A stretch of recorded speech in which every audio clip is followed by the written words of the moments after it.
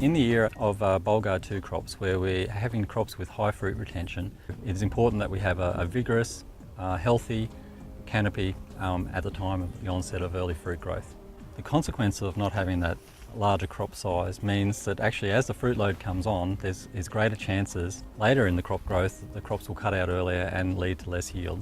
If we don't have the water there, leaves don't expand, we don't intercept the light, and that leads to less growth. The principles that I really work on relate to ensuring that the roots have good access to soil moisture. Conversely, it's important not to have too much moisture there, because if we have situations with waterlogged conditions, we won't get the root growth we need to support fruit growth. If you're a grower that has seed probes, certainly use that information. But I've found lately, and given the importance of the decision, literally going out with a shovel, digging up the plants, looking at young, fresh root growth, looking for more of those fresh roots to be in that moist soil than those fresh roots being in dry soil.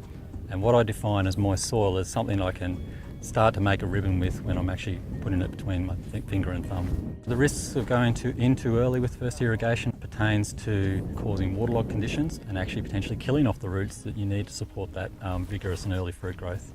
If you're too late with your first irrigation, obviously you're not growing roots, and the consequence of not taking water up is that actually you don't get the leaf expansion. So you've actually got less leaf area at the time when you need it to support that early fruit growth.